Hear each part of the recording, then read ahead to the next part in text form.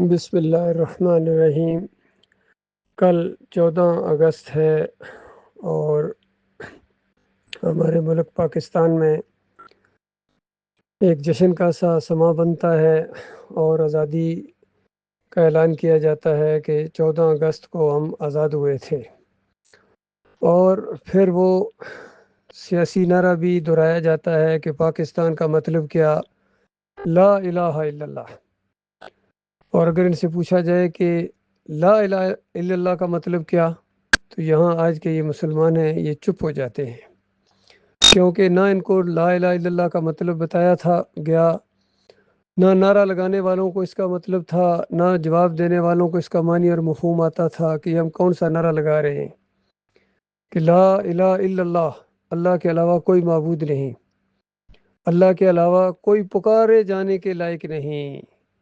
بتائیے، جب اللہ کے علاوہ کوئی پکارے جانے کے لائق نہیں تو پھر یہ یا علی مدد، یا رسول اللہ مدد، یہ کہاں سے لے کے آ گئے؟ یا غوث المدد کی پکاریں کہاں سے آ گئیں؟ یہی تو لا الہ الا اللہ کا انکار ہے۔ پھر ہم جب یہ کہتے ہیں کہ اللہ کے علاوہ کوئی نظر و نیاز کے لائق نہیں، تو پھر یہ 11ویں کہاں سے آ گئی؟ یہ 12ویں کے کیک کہاں سے آ گئے؟ 10 محرم کے شربت کہاں سے آ گئے؟ مزاروں پر یہ پنڈارے اور چادریں اور عرس اور میلے کہاں سے آ گئے؟ یہ سب کچھ کرو گے تو لا الہ الا اللہ کا انکار ہو جائے گا۔ پھر واسطے وسیلے، بے حق فلاں، بے حرمت فلاں، فلاں کے صدقے، تعویذ گنڈا، پیری مریدی، جمہوریت، یہ سب لا الہ الا اللہ کا انکار ہے۔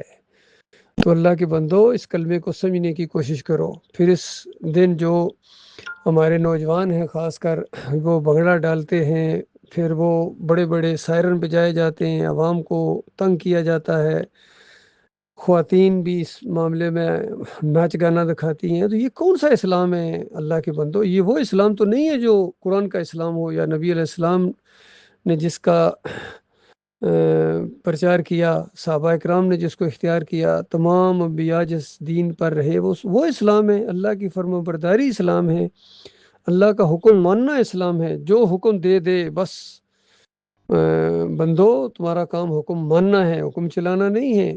تم داتائی، دستگیری، مشکل کشائی اور حاجت روائی کے لیے نہیں پیدا کیے گئے ہو۔ اور دوسری بات یہ ہے کہ کچھ یاد ہے کہ 14 اگست کو ہوا کیا تھا؟ ان مسلمان قوم کی ماں اور بہنوں کے ساتھ جو کچھ وہاں ہندوؤں نے اور سکھوں نے بربادی کی، اور جو ظلم اور زیادتیاں ہوئیں ان کے ساتھ، اس کی گویا سالگرہ بناتے ہو بدلہ لینے کی بجائے۔ تو کچھ غیرت ہوتی ہے، کچھ حیا ہوتی ہے، کچھ شرم ہوتی ہے، بجائے اس کے کہ اللہ کے سامنے رکوع کرو، سجدے کرو، تلاوت کرو، ایمان کو تازہ کرو، معافیاں مانگو اپنے گزشتہ گناہوں کی، اور اللہ تعالیٰ کا شکر ادا کرو کہ مالک نے تمہیں ایک ملک دیا ہے۔ جس قوم کے پاس اپنا ملک نہیں ہے، ان کی حالت دیکھو کیا ہو رہی ہے۔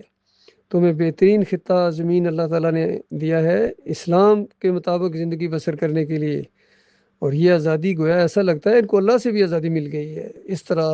اور یاد رکھنا، اس شرک اور کفر سے اگر تم باز نہ آئے تو تمہارے سر کے اوپر اللہ کا عذاب منڈلا رہا ہے۔ ہندو بنیا پھر آنکھیں دکھا رہا ہے اور پوری طرح مشقیں کر کے تمہارے اوپر حملہ کرنے کے لیے تیار ہے، اور یہودی بھی اس کا ساتھ دے رہے ہیں۔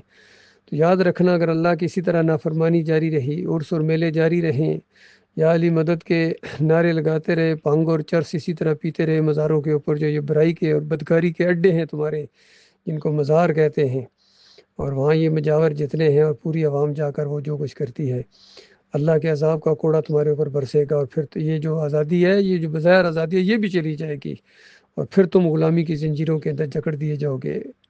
تو اس سے بچنے کے لیے معافی مانگو اپنے مالک اور خالق سے، فرقوں سے نکلو، بریلویت، دیوبندیت، اہل حدیثی، یہ دین نہیں ہے، یہ فرقہ بندی ہے، اللہ کا عذاب ہے۔ اللہ کا دین بالکل واضح ہے، اللہ کا حکم، نبی علیہ السلام کا طریقہ، قرآن کے جو عقائد ہیں وہ ہیں، جس میں داتا بھی اللہ ہے، دستگیر اللہ ہے، مشکل کشا اللہ ہے، حاجت روا اللہ ہے، پکاروں کے لائق اللہ ہے، نظر و نیاز کے لائق اللہ ہے، براہ راست پکارے جانے کے لائق ہے، شرک سے زیادہ قریب دل کے وسوسے جاننے والا اکیلا مالک ہے۔ اس کی بندگی کرو گے تو دنیا میں بھی اللہ تعالیٰ آپ کو عزت دے گا۔ اور یاد رکھنا، اگر یہ کچھ کتاب کو مانو گے اور کچھ کو نہیں مانو گے تو اس کے بعد دنیا میں ذلت اور آخرت میں ہمیشہ کی آگ کے اندر خطرہ ہے۔ چاہے دنیا میں تم جو مرضی رہے ہو، صدر ہو، وزیر اعظم ہو، چیف جسٹس ہو، آرمی جرنیل ہو، فیلڈ مارشل ہو، اگر ایمان خالص نہیں ہے، یاد رکھنا ایمان کے اگر تم رکھوالے بننے کی بجائے کفر و شرک کے رکھوالے بن گئے ہو تو اس کے بعد اللہ کا عذاب بالکل تمہارے اوپر برسے گا اور جہنم منہ کھولے تمہارا انتظار کر رہی ہے۔